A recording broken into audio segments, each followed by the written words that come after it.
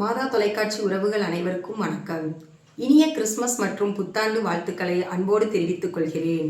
எங்களின் புது முயற்சியாக நாங்கள் வரைந்து கையால் உருவாக்கியுள்ள ஓவியங்களால் ஆன எங்கள் குடிசையில் ஒரு குடிலை உங்களுக்கு காண்பிக்க விரும்புகிறேன்.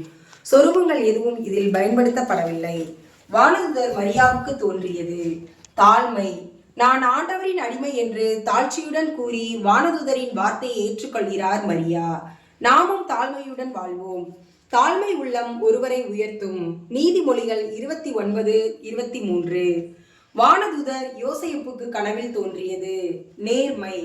யோசேப்பு மரியாவை இகழ்ச்சிக்கு உள்ளாக்க விரும்பாமல் மறைவாக விலக்கிவிட எண்ணுகிறார். இவ்வேளையில் வானதூதர் யோசேப்பு கனவில் கூறியவுடன் மரியாவை ஏற்றுக்கொள்கிறார். இவர் நேர்மையாளர் என விவிலியம் இவரை உயர்த்துகிறது.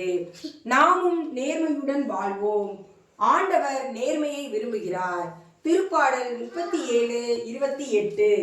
மரியா எலிசபெத்தை சந்தித்தல்.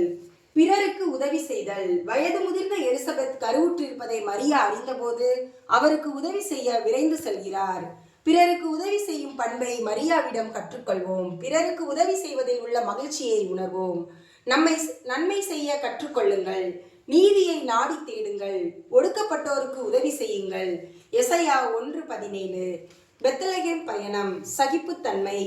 யோசேப்பு மரியா பெயரை பதிவு செய்ய நாசரேத்திலிருந்து பெத்லகேம் சென்றனர். 2 ஊர்களுக்கும் இடையில் உள்ள தூரம் சுமார் 145 கிலோமீட்டர்.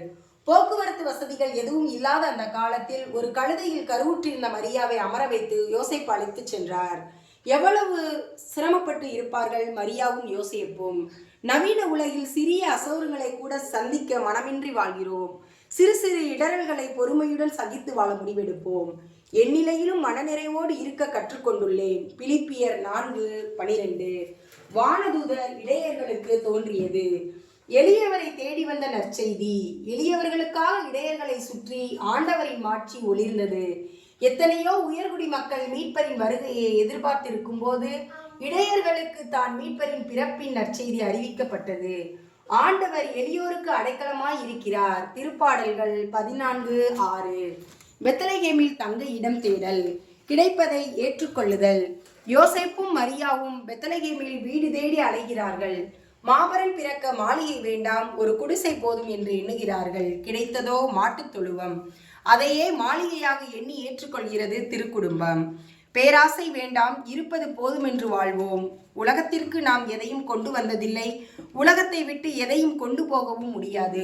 1 தீமோத்தேயு 6:7. இயேசுவின் பிறப்பு. விண்ணிலிருந்து நம்மை தேடி வந்த விடியல்.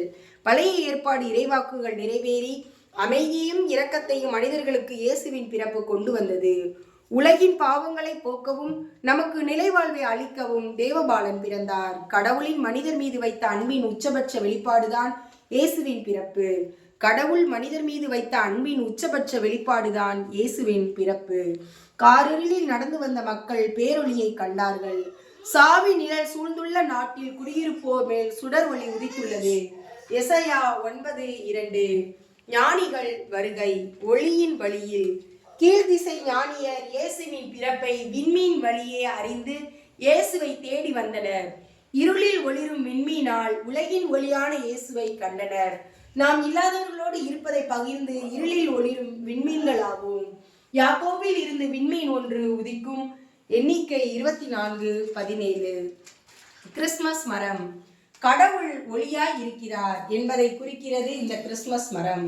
தொடக்கத்தில் விளக்குகளாலும் மெழுகுதிரிகளாலும் மட்டுமே அலங்கரிக்கப்பட்ட மரம் தற்பொழுது அதில் பலவிதமான அழகு பொருட்களால் நிறைந்துள்ளது. உலகின் ஒளி நானே.